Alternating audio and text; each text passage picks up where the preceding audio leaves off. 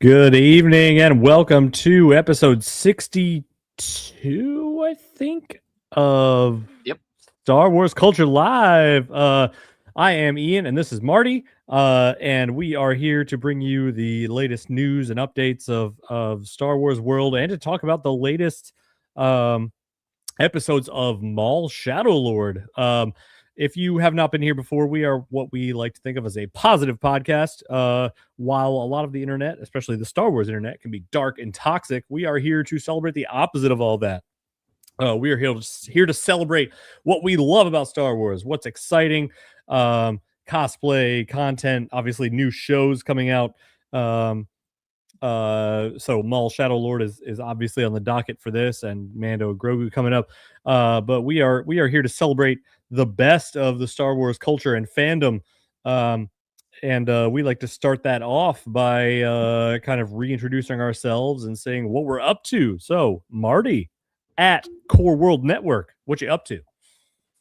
Well, I've actually been on hiatus a little bit on that one. I need to get back on the ball. So much has happened with Maul. I need to put those little videos that I've been doing for them. But as you could tell, during your little intro, I was working on this brand new microphone that I got. So that's one thing I've been up to.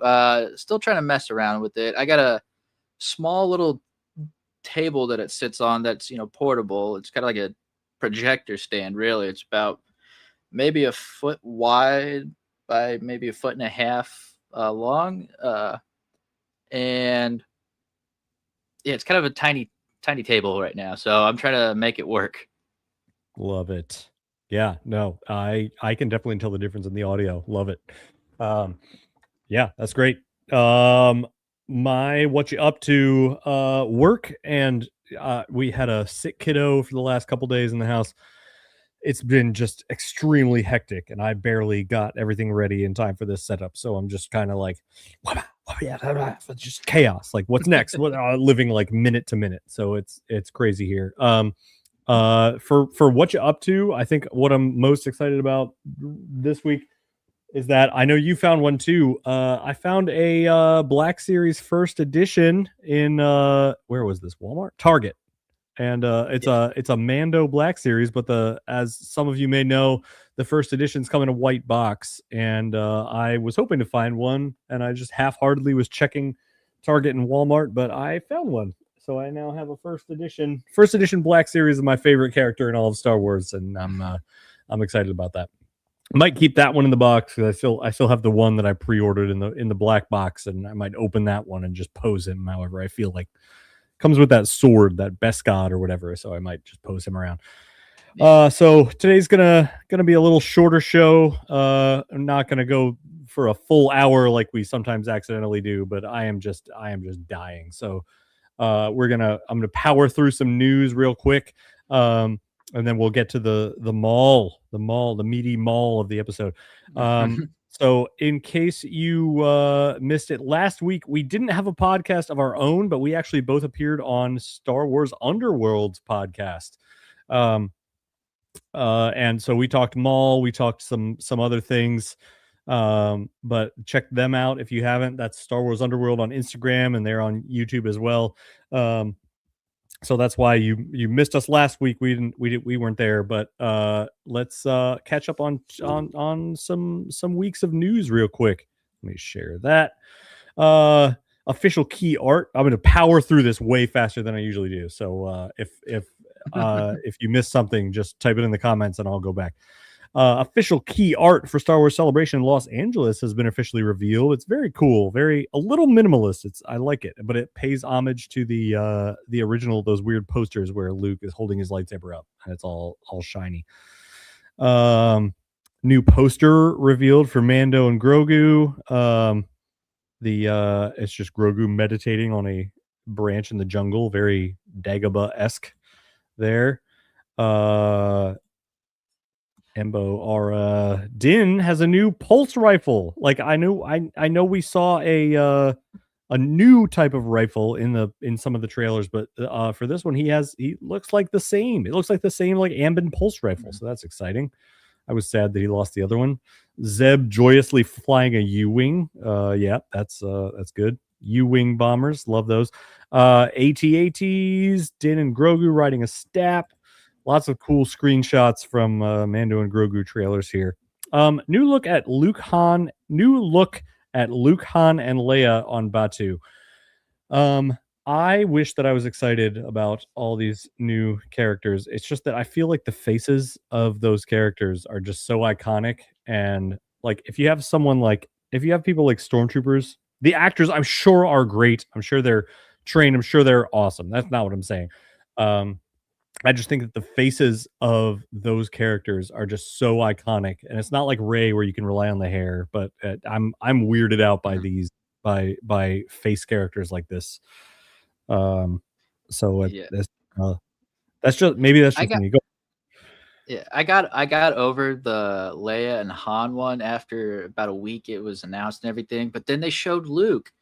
Like this Luke, his hair is about as color as mine. And Luke's supposed to be Yeah. like a sandy color. Yeah, it does look That's different. the only It's like problem I got there. it reminds me of Spider-Man 3 where he goes on that Venom like darkness arc and he's got like the darker hair. He like swishes it. I don't know. I'm not Emo Peter. I'm not Yeah. feeling it. Nothing against the actors. I'm not sending any hate to the Disney actors. No. I am sure they're gonna do great and like embody the characters. That's not at all what I'm saying. But it just the move in general, I'm just like, it's just you're taking a shot at these iconic characters.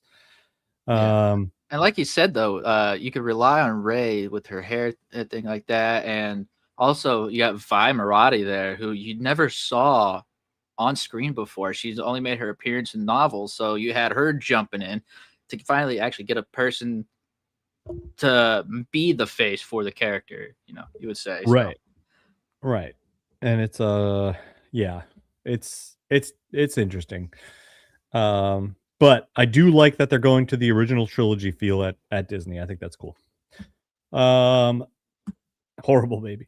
Republic bombers or new Republic fighters bombing Nal Hutta. I'm sure that'll be interesting in the movie. New official poster for Mando and Grogu created by Matt Ferguson. He's standing on top of a rock. You see the Razor Crest in the background, see the ATs in the background getting wrecked. That's going to be a fun scene. I love that Din and Zeb are meeting each other. I don't know why. They're two cool, badass characters, and I like that they're hanging out. I think they would get along. I feel like Zeb's going to have a lot more appearance than I thought he was going to this movie. Yeah, I am on board with that. I'm a fan at Adelphi base. Yeah. 30. Oh, that was a week ago. 35 days. It's less than a month now for sure. Rod of the Hutt shows up on a holographic billboard. Nice little New Republic squadron shot there with the transport in the background. Bunch of new posters here being revealed. You might not be able to see on the stream very well. I'll just pop through them real quick. Lots of nice graphics here. Very, very focused on those main two characters. See the Beskar and lots of Grogu face in these posters. Yeah, the very first one though kind of looked like they used a action figure for it. This one? And it just looks like they just posed an action figure. Yeah, that's cool. Another squadron shot. The Anzellans and their tiny starship. I didn't realize that they like had their own little like Anzellan-sized starship. Can you make like a hyperdrive that small? Like I didn't realize that was possible. I didn't think so either. That's kind of cool. Yeah. Great lines from Maul Shadowlord here. Sith, maybe not Sith, but Maul sparring with Master Daki here. Gonna be the internal battle of Devin Azara. Here's a nice meme. Maul says anything. Devin, he's out of line, but he's right. Yeah, I mean, yep. You've got a point there.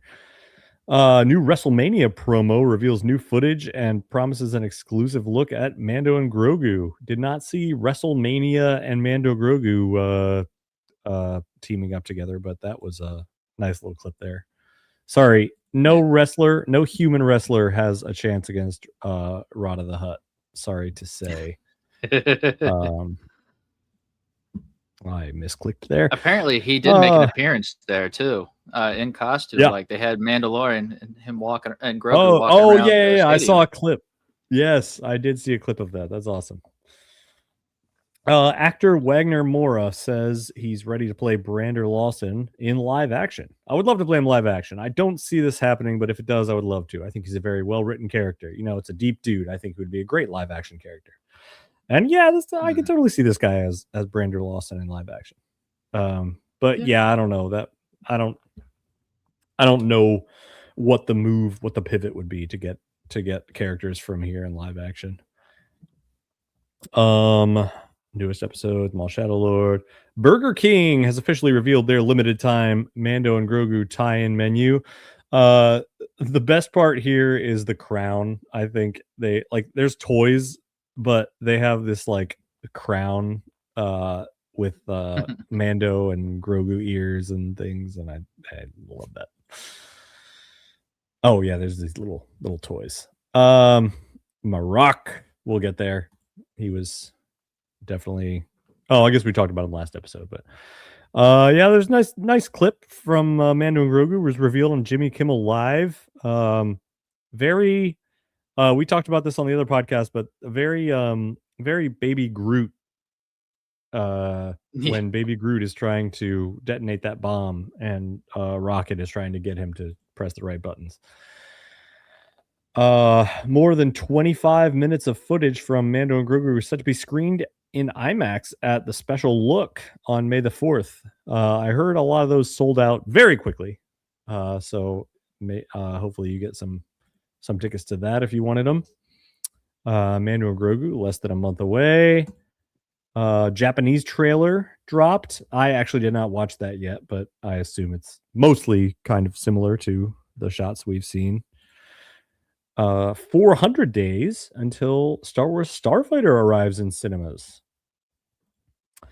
Another new poster for the Mando and Grogu update to Millennium Falcon Smuggler's Run. That'll be cool. Nice. Speaking of Star Wars Starfighter, director Sean Levy gives a production update. He says, "I'm in the beautiful sanctity of the edit room. We don't come out until next year, and so it's a rare movie where I don't have a release date looming. So I'm in the dark quiet of the edit room finding the best possible shape for the film." That must be pretty cool.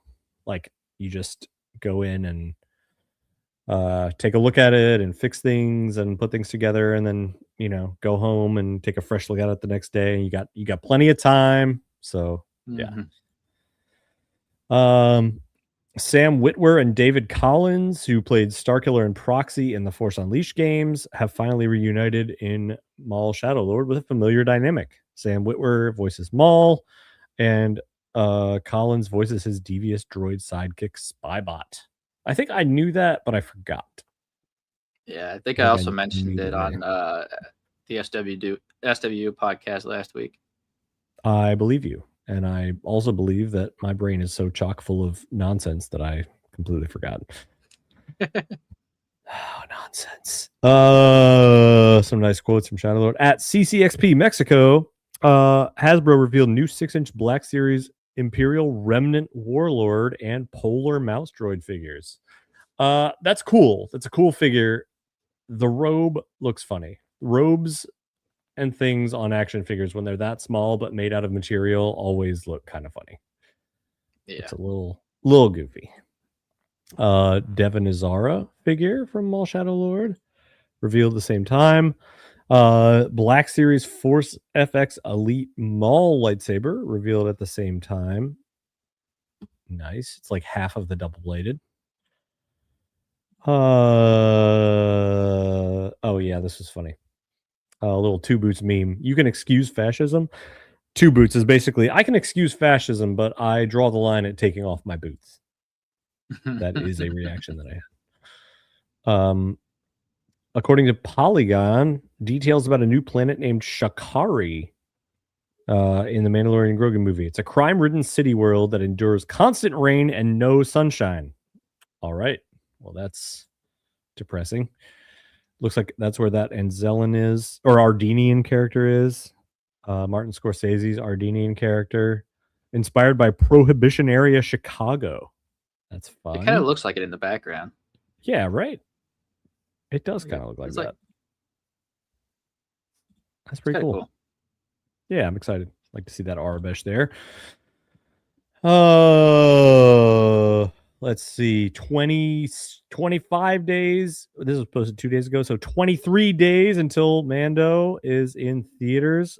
New Mando Grogu poster by Hajime Isayama, the creator of Attack on Titan, has created a Mando Grogu poster. Very cool. Nice.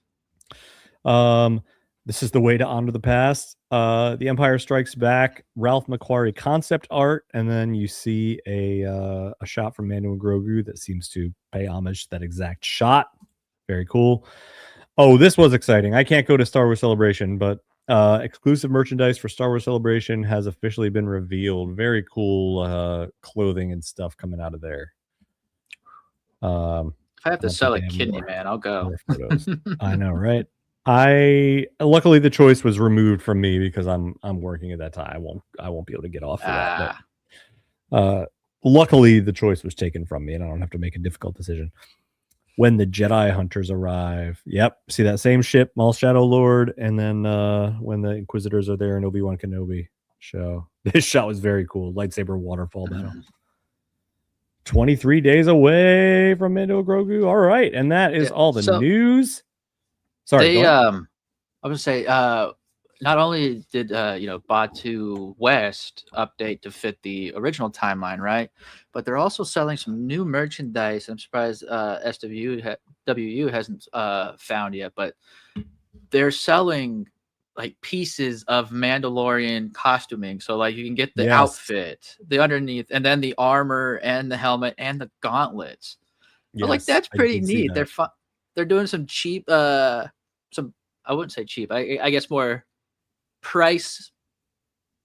better pricing on things for consumer friendly.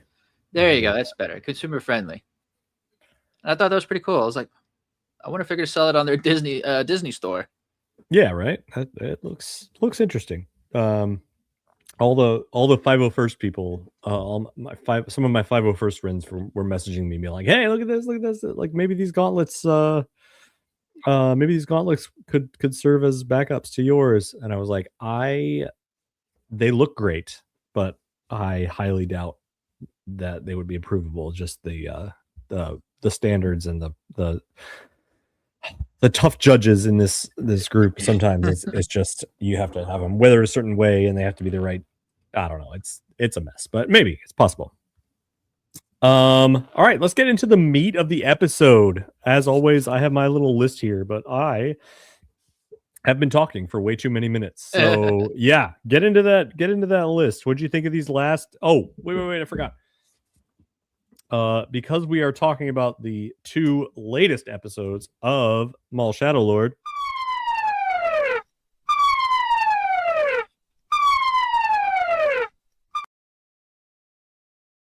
To talk about the last 2 episodes of Maul Shadow Lord, which just came out 2 days ago. So if you have not seen those yet, go watch those episodes and then come back and hang out with us and while we talk about them. So yeah, again, spoilers ahead.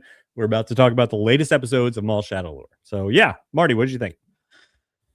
Well, we didn't get a whole lot of Maul last week, but we certainly got a lot of him this week. They're like, we got to make up for us, and it's all going to be mostly about him. And this was such a journey that I felt for Maul more than I thought I would in anything Star Wars related. The tears were I was not expecting that. No, I wasn't expecting the tears. I wasn't expecting him to have a soft side, really.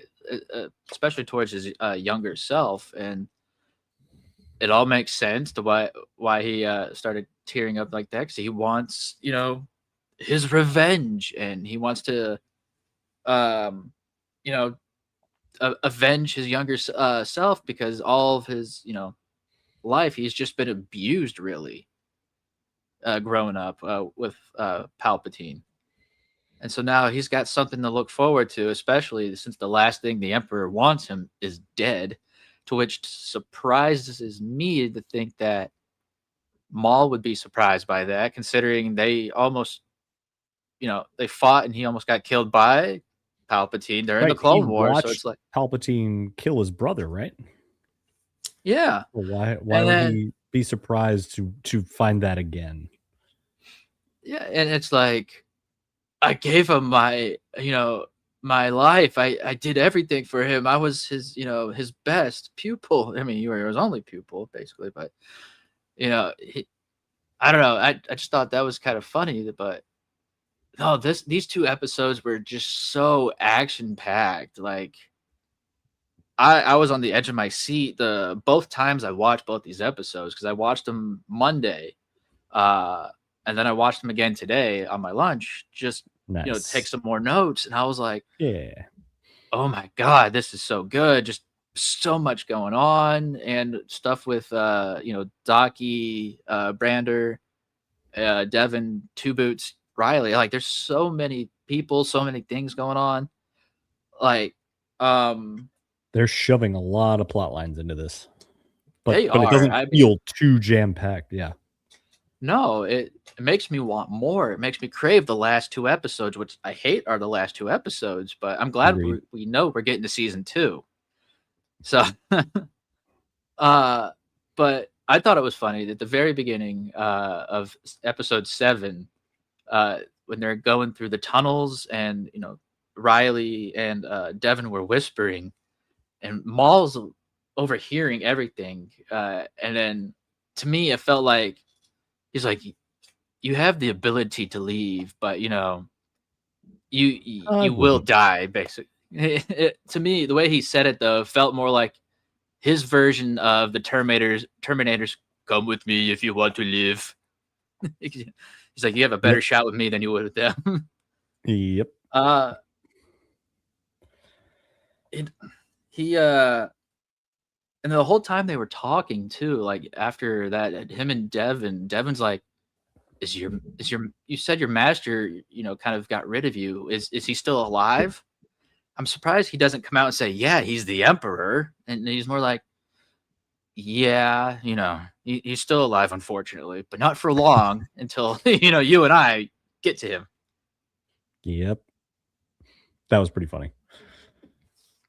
Yeah, I was like, come on. I mean, almost was like, I Giving got to away remember, too is like, much. not, yeah, I was like, I also got to remember, not everyone knows like, Obi-Wan and Yoda does. So you got to kind of put that in the back of your mind. I do though think Docky is like literally just wanting to just cut and run from every chance that he can get. Like, hey, we got to go do this. Docky's like, no, no, no, no. We're gonna back Let's out. go to the woods and hide forever. I kind of get that, but at the same time, he's running around this whole time, and I think they keep forgetting he's got some broken ribs, so he's doing the Docky? best he can. Yeah, he's doing the best he can with those ribs, man. Yeah, I think I'm confused about his injury a little bit. I can't tell if it like they focused in on it not these past 2 episodes, but the ones before that. They focused in on it like it was a really serious thing, like maybe he might not make it. But then he like made it and is still like running around with them. So I'm like, what's the deal here? Especially with his wording too, when they put up a close up on that, he's like, yeah, you might have to be on your own here soon. I'm like, okay, so he's dying. But then not. No, he's not dying. I'm gonna enjoy every chance I get when the LAATs are on screen. They're my favorite ships. Okay, so any chance I could get them on screen, I just love them. Just the sound, the whirling sound of them. I just did not expect them to still be used in the Empire era. Like it makes sense that they would just like they're good gunships and good troop transports. Like why not use them? They're very useful. I just have never attributed them to the Empire, so I figured they just cut them out like right away. But no. Well, I think this is also still like in the early infancy stage of the Empire, so they probably haven't had the ability to upgrade their stuff to like build all this new stuff. Like like the gunships that we would see in like Rebels when Tarkin was on Lothal and they blew up that radio tower. They were in those kinds of gunships, similar to the LAATs, but not. Yeah. I don't know if you've noticed this too, and I thought it was kind of funny. But when Two Boots was like, "I'm surprised you recognize me without my boots," and it got a real shot of his feet. Everything was dirty, but from his like ankles down, like where they're nice and clean. Because all he did was wear his boots. Yep.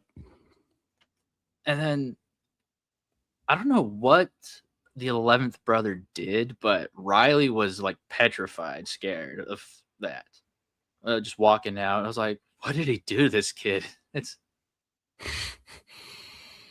I don't know. It might. I mean, his appearance, if you don't know what you're looking at, is pretty terrifying. That's true. I feel like though he is more intimidating looking than Mark is, just because of that skull-like crow mask. Mm-hmm. Agreed. And speaking of Mark, another Batman reference is him perched up on the top of that building, just kind of just looking out over everything. I was like, another Batman thing reference, really? Like, we're really getting some Dark Knight stuff going here. It's like the Dark Knight if you were bad. Christopher Nolan hit on some pretty pretty iconic poses there. Yeah, nice moments. And then I guess he really doesn't like the 11th brother, because when the stormtrooper's like, "Yeah, your backup's in," and he's sending before you could even say who it was, he just clicks it off. He's like, "Yeah, forget this." I was wondering about that, because whenever you see more than one Inquisitor, either it's a master and apprentice situation, or they absolutely hate each other. Like they're all in competition with each other. So like I wondered if like Marok, like because he didn't get the job done quick enough, like that's why they sent another one, and like they would compete to see, and they would resent each other's presence, or I wondered if that dynamic was going to come into play. I mean, that would make sense, because now I'm thinking of it. As you said that, I was thinking of Rebels when they had all three of the Inquisitors on Malachor. They're like, "What are you doing here?" Yep. And they're like, "I'm here to do what you're doing." It's like, "Well, get out of here. This is my job." And the Obi-Wan show, obviously she had other motivations too, but like she was super ambitious and trying to break rules and not fall in line with the other Inquisitors. So they were not happy about that. Yeah. I am glad though that Two Boots finally has come around. Like it took a little bit longer than expected. Yeah, yes. like even after the boots, he's like, "It may not be protocol, but I'll still continue it, just because I'm following whatever else is going on." And then it finally, until that one officer is like, "Don't you get it? I mean, Blake is not actually doing protocol stuff," and he's like, "You're right. Protocol says this, but he's not doing that. Is the Empire actually bad?" Mm-hmm. Yeah, it took way too long, but yeah, I thought the reveal of him, or the reveal that he gave to Lawson, was pretty funny. Where he's like, "About that deal, it's off." Yeah, and he's using stun blasters and not actual blaster fire like everybody else. He's still trying to be that good guy, not kill. That's probably protocol. And probably either police that protocol. Or police protocol that still clicked in him. Is like, we're not here to kill people. We're just here to, I guess, stun people. Yeah, just it's a safe way to shoot first and ask questions later, because they're still alive to ask questions to. Yeah. All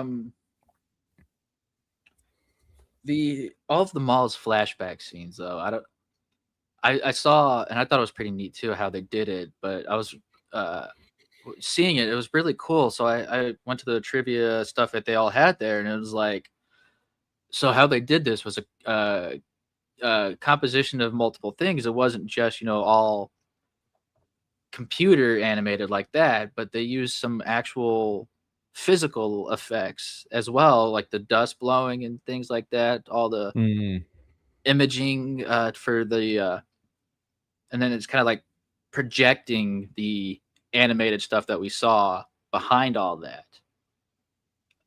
which some of it was from previous episodes of Clone Wars, but some of it was new stuff, obviously. I also I noticed the painted backgrounds way more in these episodes than I did in previous episodes. Right? It's like it's getting more and more painted. It was a little more obvious this time. I think I read somewhere like that's supposed to be what Maul kind of sees of the world, is just, that kind of way, I guess. But because it does seem like it gets more and more prominent throughout the series. Yeah, I wonder if I go back and watch, maybe I'll just notice things I didn't notice in the first few episodes, or is it like on purpose that it gets more and more painted the later on? Right. I don't know. And then I knew this, but then someone else kind of mentioned it too. But we do hear Sidious talking in the flashbacks. That's not Ian McDermott. That's Sam Witwer. Really? Mm-hmm. Because he also voiced Sidious in The Force Unleashed. And since Sidious only had like 2 or 3 lines, it was just easy for him to do it instead of hiring somebody else. Bringing in a big name for that. Yeah. Interesting. I didn't know that. Yeah. I mean, that's kind of all I have right now. And, so what are your thoughts, and what stood out to you? Oh, let's see. Mine are way more random. I think I was surprised to see how strong Devin still was against Maul. Like even through this time, like she is still not falling for his stuff. Like this is a hard sell for her. I thought like by episodes 7 and 8 that she would kind of be a little bit more open to what he's proposing, and she's still just like, no. She's like, no. You're helping me right now, but I'm not falling for your shit. So that I like that they defied my expectations there. Like we all expected her to kind of like sink into his control there, but she's resisting, and I like that we predicted that wrong, or I like that the obvious thing was not what happened. I had a strong reaction to when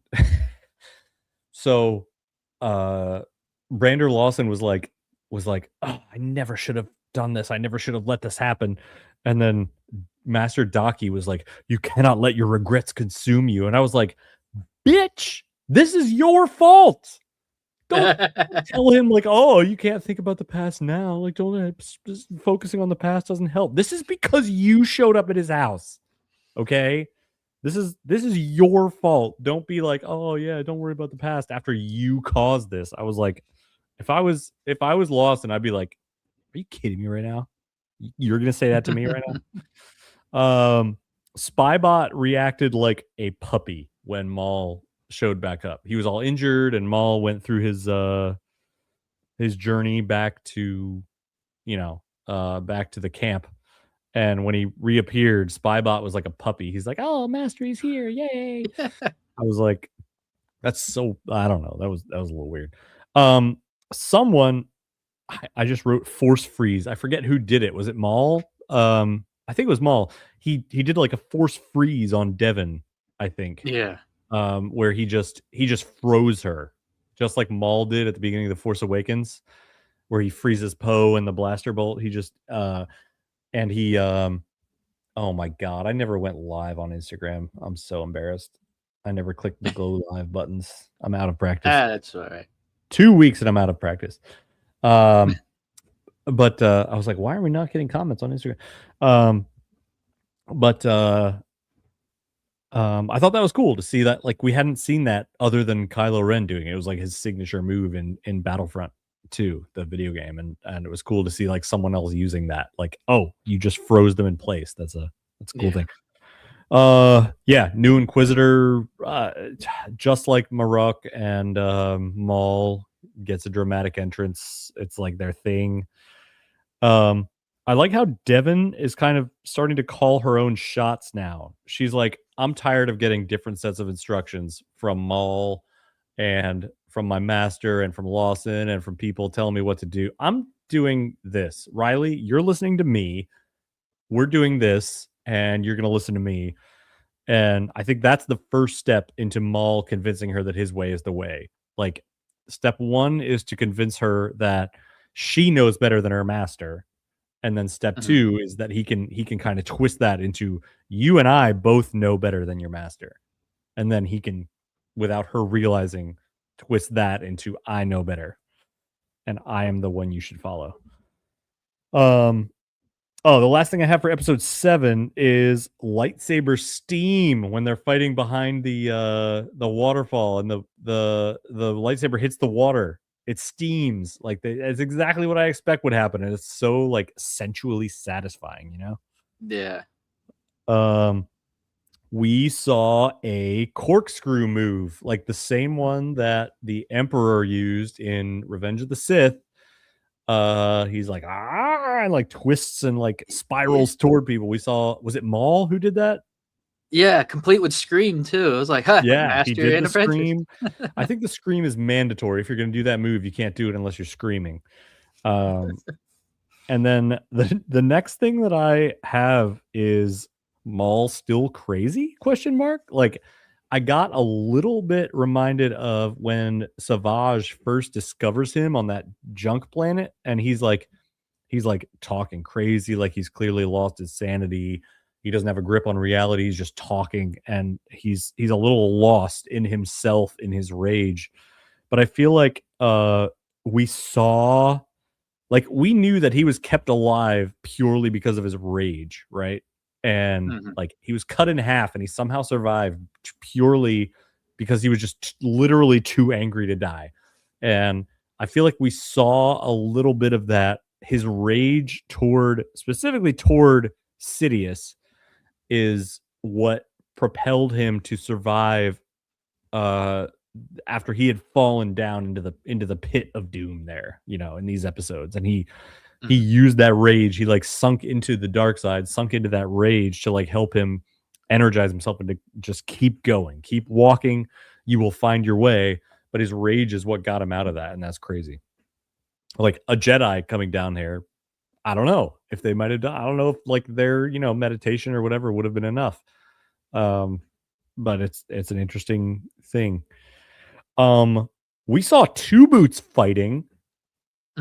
Like you said, he just stunned those people, but he is quick. Like, no wonder he's on the freaking police force, because he like those, I don't know if it's all those droids or if he's just a special case, but he was just like, oh, if I'm fighting, if it's time, if it's go time, it's like, oh yeah, hold on a second, pew pew pew pew pew pew, and then like they're all stunned, and he's like, well, okay, you could do this the whole time, and you're just suffering you're just kissing the boots of the Empire. What are you doing, man?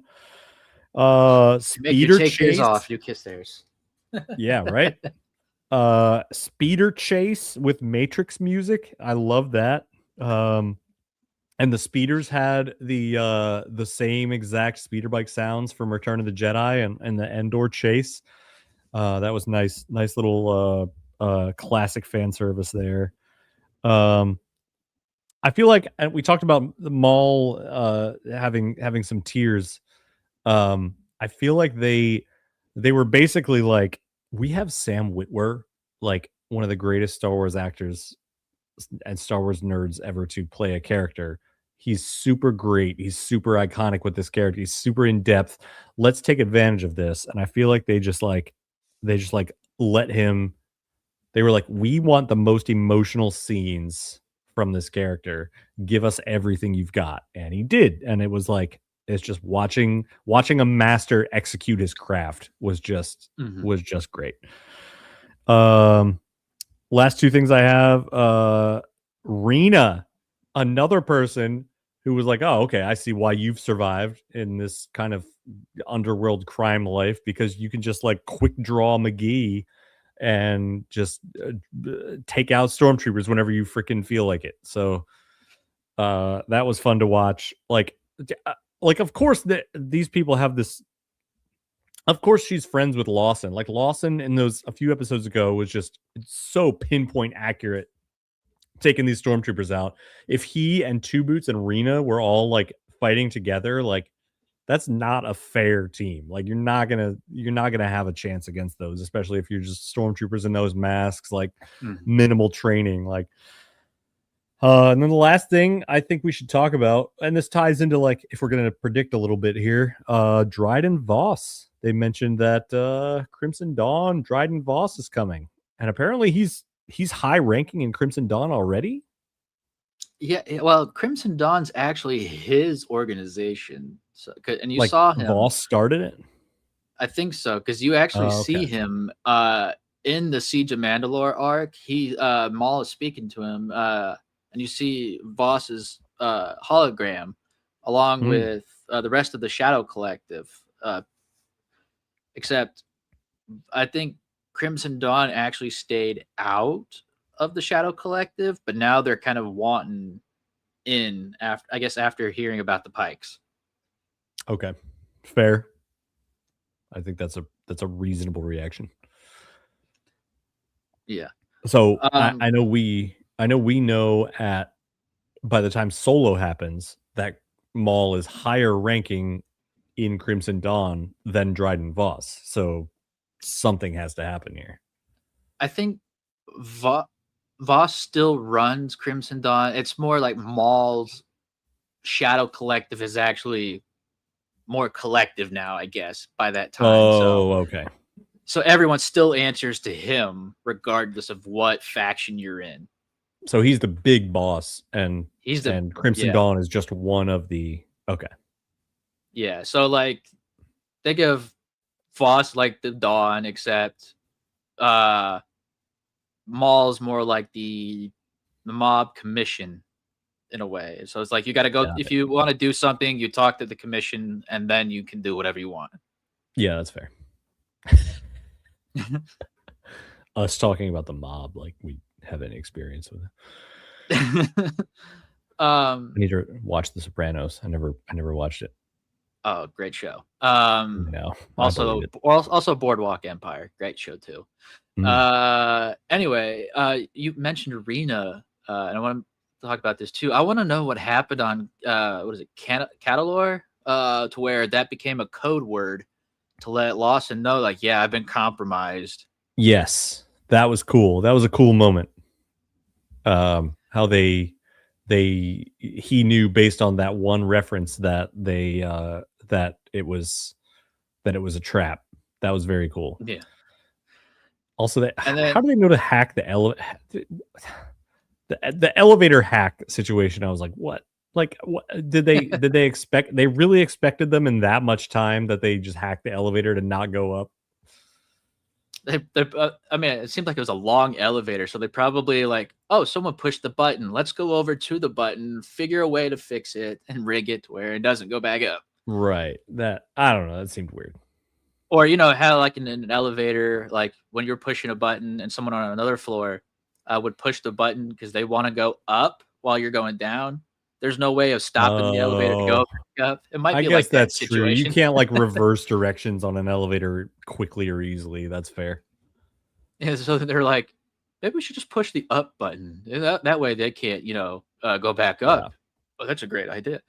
And another small detail is after Scorn meets his untimely demise, which R.I.P. Scorn. R.I.P. In the tunnels, it was nice to see Rook actually pat Icarus on this, and kind of like console him a little bit before they continue. She's like, "I know this hurts, and I'm sorry, but we gotta move." Yeah, they're like humanitizing. That's not the word. What word am I thinking of? Humanizing. Jeez. Oh my God. See? You're close. I'm going crazy. Yeah, they're like humanizing the bad guys, which is always a good thing to make the arcs deeper, make the characters deeper. And I liked seeing Maul's, what a weird sense. I liked seeing Maul's pain when that happened, like as a viewer. Like the it was a like he clearly like thought of these people as his brothers, and like he obviously went to great depths to find them, like went to great lengths to like find them. I don't know if he went to Dathomir or what, but he went to great lengths to find these brothers, and they were loyal and they were family, and like you could see that in the pain of the death, and that And he I probably think had that flashbacks too of yeah, Savage. like I'm not rooting for Maul necessarily. I can't actually say that with accuracy. I don't want him to turn Devin. I'm rooting for Devin to like hold her own and resist. But I'm also not rooting for Maul's demise. I'm like, yeah, you freaking Palpatine's evil. Like go do your thing. Like build your empire. Yeah, I mean, we got Cause a ruckus against the freaking fascist takeover, you know? yeah. Yeah, because we got till at least by time of Rebels for his demise to happen, to where at least Right. where he's not in charge of it anymore. So we got a lot of rising and winning. Yeah, he can cause some major trouble in that time. Speaking of Rebels and the future, what give me one prediction that you have for the last 2 episodes of Maul Shadow Lord before we go to trivia.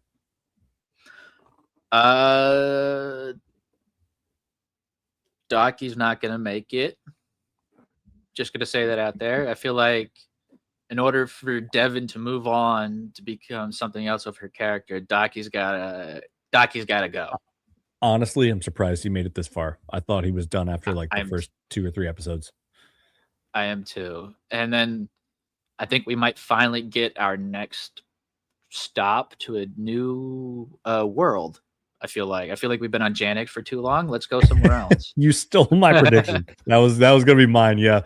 I feel like the very last, I'm gonna specify it. I feel like the very last shot of the season is gonna be either Maul or somebody on a ship speeding away from Janix. That's my prediction.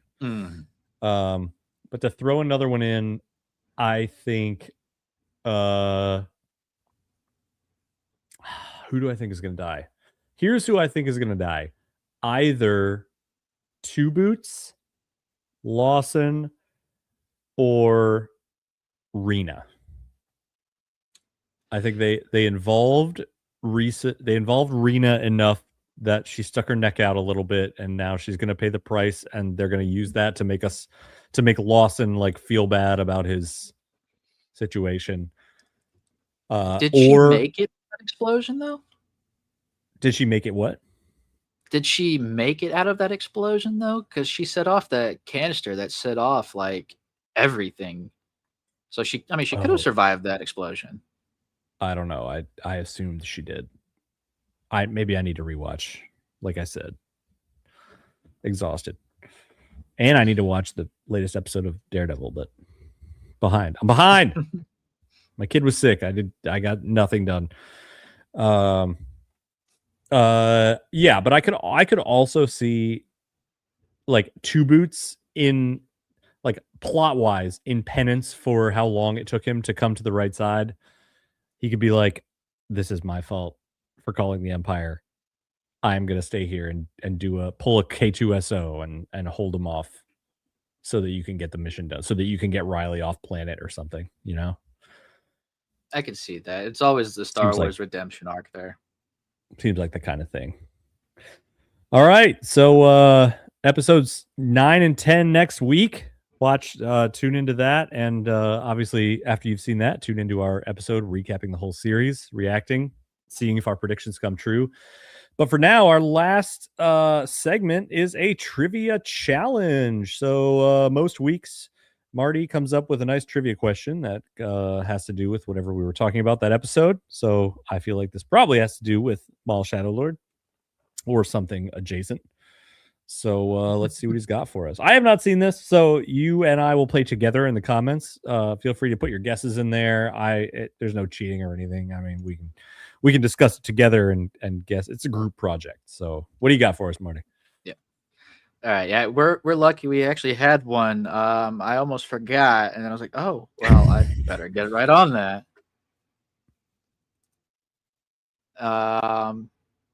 I had one, but then I changed it to this one right here. But what class shuttle did the 11th brother arrive on? was it A, the Phi class, B, the Lambda class, C, the Flare Star class, or D, the Upsilon class?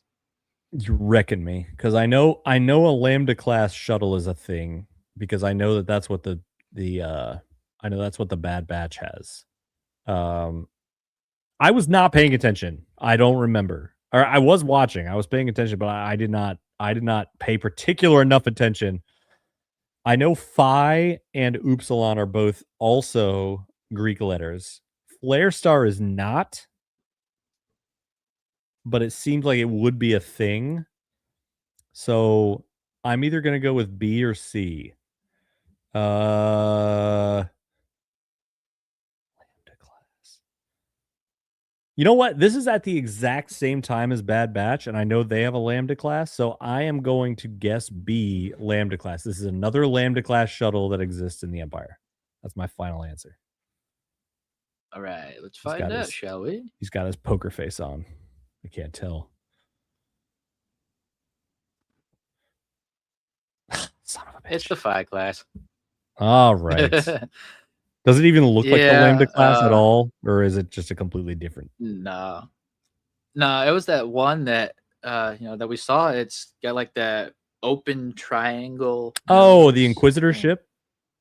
Okay. Yeah. All right. So that was their shuttle. Dang it. Of course, that's what he arrived in. That was like such an iconic shot. I was paying attention. I just forgot that was the arrival. Phi class shuttle. Man, that looks way different than a Lambda class shuttle, doesn't it?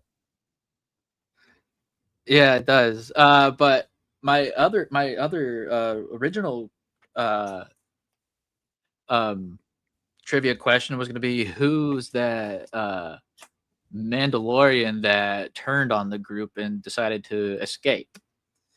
But I was like, we might mention his name, but I did not remember his name. I know she called him Slime.